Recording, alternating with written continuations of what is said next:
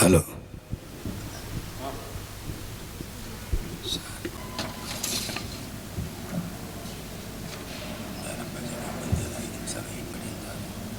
ಕರ್ನಾಟಕ ರಾಜ್ಯ ಕಾರ್ಮಿಕರಿಂದ ಇವತ್ತಿನ ಕಾರ್ಯಕ್ರಮವನ್ನು ಕೊಂಡಿದ್ದೀವಿ.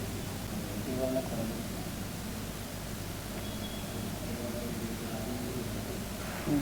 ದೇಶ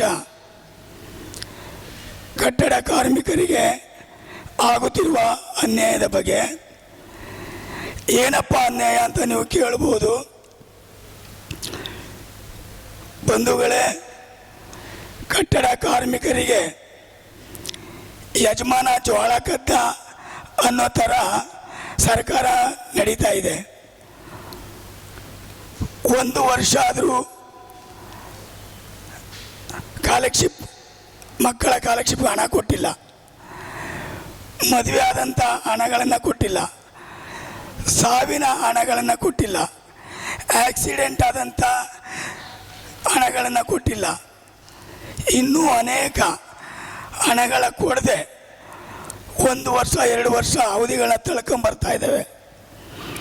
ಇದನ್ನು ಕೇಳಿದಂಥ ಕಾರ್ಮಿಕರಿಗೆ ಒಂದು ಸಬೂಬು ಹೇಳ್ತಾರೆ, ನೋಡಪ್ಪ ನಿಮಗೆಲ್ಲ ಟೂಲ್ಸ್ ಕಿಟ್ ಬಂದೈತೆ, ಟೂಲ್ಸ್ ಕಿಟ್ ತಗೊಂಬಿಡಿ. ಹೆಲ್ತ್ ಕಿಟ್ ಬಂದೈತೆ, ಹೆಲ್ತ್ ಕಿಟ್ ತಗೊಂಬಿಡಿ. ನಿಮಗೆ ಸಂಚಾರ ಆಸ್ಪತ್ರೆಯನ್ನು ಅರೇಂಜ್ ಮಾಡಿದ್ವಿ, ನಿಮ್ಮ ಊರು ಕಳಿಸ್ತಾ ಇದ್ದೀವಿ, ಅಲ್ಲಿ ನೀವು ಬಾಡಿ ಚೆಕಪ್ ಮಾಡಿಸ್ಕೊಳ್ಳಿ. ಏನೇನೋ ಬೇಡವಾದ ವಿಷಯಗಳು, ಕಾರ್ಮಿಕರಿಗೆ ಬೇಡವಾದ ವಿಷಯಗಳನ್ನು ಹೇಳ್ತಾರೆ. ಆ ಟೂಲ್ಸ್ ಕಿಟ್ ಅಂತ ಕೊಟ್ಟಿದ್ದಾರೆ. ಈ ಟೂಲ್ಸ್ ಕಿಟ್ ಕೊಡೋವರೆಗೂ ಗಾರೆ ಕೆಲಸದವರು ಸಾಮಾನು ಇಟ್ಕೊಂಡು ಕೆಲಸ ಮಾಡ್ತಿರ್ಲಿಲ್ಲ. ಅವರು ಇವಾಗ ಕೊಡ್ತಾ ಇದ್ದಾರೆ. Helmet, hand gloves, shoe, gloves ಇವೆಲ್ಲನೂ ಹಾಕೊಂಡು ಗಾರೆ ಕೆಲಸದವರು ಕೆಲಸ ಮಾಡೋಕ್ಕೆ ಸಾಧ್ಯನಾ? ಈ ಥರ ಎಲ್ಲ ಮಾಡ್ತಾ ಇದ್ದಾರೆ. ಒಂದು ಈ ಸಾಮಾನು ಕೊಟ್ಟಿದ್ದಾರೆ, ಇಟ್ಟಿಗೆಗೆ ಒಂದೇಟು ಹೊಡೆದ್ರೆ ಕರಡಿ ಮರ್ಸ್ಕೊತಾ ಇದೆ. ಕಳಪೆ ಕಳಪೆ ಎಲ್ಲಿ ಕಳಪೆ ಇಂಥ ಸಾಮಾನುಗಳನ್ನು ಕೊಟ್ಟು ಕಾರ್ಮಿಕರಿಗೆ ಆಡು ಬೆಣ್ಣೆ ತಿಂದು, ಕೋತಿ ಬೆಣ್ಣೆ ತಿಂದು ಆಡಿನ ಮೂತಿಗೆ ಸವರ್ತು ಅಂತಾರಲ್ಲ, ಆ ರೀತಿ ಲಕ್ಷಗಟ್ಟಲೆ ಸರ್ಕಾರ ನುಂಗ್ತಾ ಇದೆ. ಕಾರ್ಮಿಕ ಇಲಾಖೆ ಲಕ್ಷಾಂತರ ರೂಪಾಯಿ ನುಂಗ್ತಾ ಇದೆ. ಕಾರ್ಮಿಕರಿಗೆ ಟೂಲ್ಸ್ ಕಿಟ್ಟು ಇನ್ನು ಇತ್ಯಾದಿ ಇದನ್ನು ತೋರಿಸಿ ಮಾಡ್ತಾ ಇದೆ. ಇದು ತುಂಬ ಅನ್ಯಾಯ. ಮುಂದಿನ ದಿನಗಳಲ್ಲಿ ಕಟ್ಟಡ ಕಾರ್ಮಿಕರಿಗೆ ಸರಿಯಾದ ನ್ಯಾಯ ಕೊಡಲಿಲ್ಲ ಅಂದರೆ ರೋಡ್ಗಿಳಿದು ಭಾರತ್ ಮಾತಾ ಕಟ್ಟಡ ಕಾರ್ಮಿಕರ ಸಂಘದ ವತಿಯಿಂದ ಉಗ್ರ ಹೋರಾಟಗಳನ್ನು ಮಾಡ್ತೀವಿ ಅಂತೇಳಿ ನಾವು ಈ ಸಂದರ್ಭದಲ್ಲಿ ಸರ್ಕಾರಕ್ಕೆ ತಿಳಿಸ್ತಾ ಇದ್ದೀವಿ. ಮತ್ತು ಇನ್ನೊಂದು ವಿಷಯ ಏನಂದರೆ, ಕಾರ್ಮಿಕರ ಮಕ್ಕಳಿಗೆ ಕಾಲಕ್ಷಿಪ್ನ 90 ದಿನದಲ್ಲಿ ಕೊಡ್ತೀವಿ ಅಂತ ಹೇಳಿದರು. ಸರ್ಕಾರ ಅನೌನ್ಸ್ ಮಾಡಿತ್ತು. ಎಲ್ಲ ಪೇಪರ್ಗಳಲ್ಲಿ, ಎಲ್ಲ ಲೆಟ್ರ್ಗಳಲ್ಲೆಲ್ಲ ಇವರು ಅನೌನ್ಸ್ ಮಾಡಿದ್ದಾರೆ.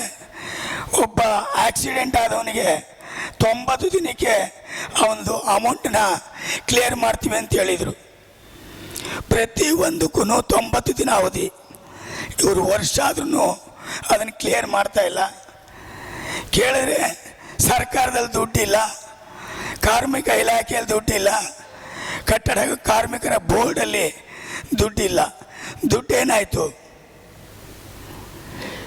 860,000 ಕೋಟಿಗಳನ್ನು ಖರ್ಚು ಮಾಡಿದ್ರಲ್ಲ ಈಗ ಟೂಲ್ಸ್ ಕಿಟ್ಗೆ ಮತ್ತು ಸಂಚಾರಿ ಆಸ್ಪತ್ರೆಗಳಿಗೆ, ಇನ್ನೂ ಅನೇಕ ಬೇಡವಾದದ್ದಕ್ಕೆಲ್ಲ ನೀವು ಖರ್ಚು ಮಾಡಿದ್ರಲ್ಲ. ಈ ಹಣ ಕಟ್ಟಡ ಕಾರ್ಮಿಕರದು. ಅವರು ಬೇವರು ಸುರಿಸಿ ಸಂಪಾದನೆ ಮಾಡಿರೋ ದುಡ್ಡು 860,000 ಕೋಟಿ. ಇದೇನಾಗ್ತಾ ಇದೆ? ದುಡ್ಡು ಎಲ್ಲೋಗ್ತಾ ಇದೆ? ದುಡ್ಡು ಕಟ್ಟಡ ಕಾರ್ಮಿಕರಿಗೆ ಕೊಡಿ, ಅವ್ರದ್ದು ದುಡ್ಡು. ಅವ್ರು ಸಂಪಾದನೆ ಮಾಡಿರೋ ದುಡ್ಡನ್ನ ನೀವು ಮಜಾ ಮಾಡ್ತಾ ಇದ್ದೀರಾ? ದಯಮಾಡಿ ಇಲಾಖೆಯ ಕಾರ್ಮಿಕ ಇಲಾಖೆಗೆ ನನ್ನ ಒಂದು ಮನವಿ, ಈ ಕೂಡಲೇ ಯಾರಿಗೆ ಕಟ್ಟಡ ಕಾರ್ಮಿಕರಿಗೆ ಅನ್ಯಾಯ ಆಗಿದೆ ಅದನ್ನೆಲ್ಲ ಸರ್ ಮಾಡಿ ಅವ್ರಿಗೆ ನ್ಯಾಯ ಕೊಡಬೇಕು ಅಂತೇಳಿ ಈ ಸಂದರ್ಭದಲ್ಲಿ ನಾನು ವಿನಂತಿಸ್ತಿದ್ದೀನಿ. ಅವೇ ಬಂದು ನೋಡಿ, ಯಾರು ಹ್ಯಾಂಡ್ ಗ್ಲೌಸೇ ಆಗಲಿ ಮತ್ತು ಬೂಟ್ ಶೂ ಆಗಲಿ ಹಾಕೊಂಡು ಕೆಲಸ ಮಾಡ್ತಾಯಿಲ್ಲ. ಕೆಲಸ ಮಾಡೋಕ್ಕೆ ಆಗಲ್ಲ.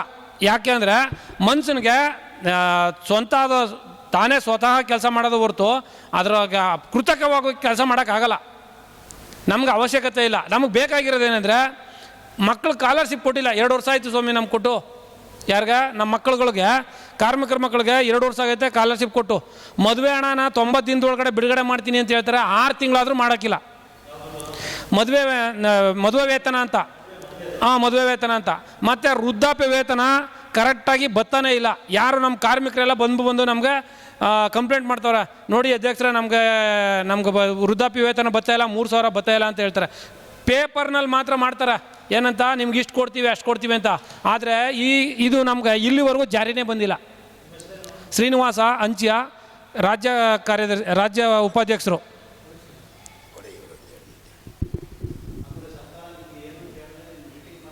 ಏನಿಲ್ಲ ಹಾಂ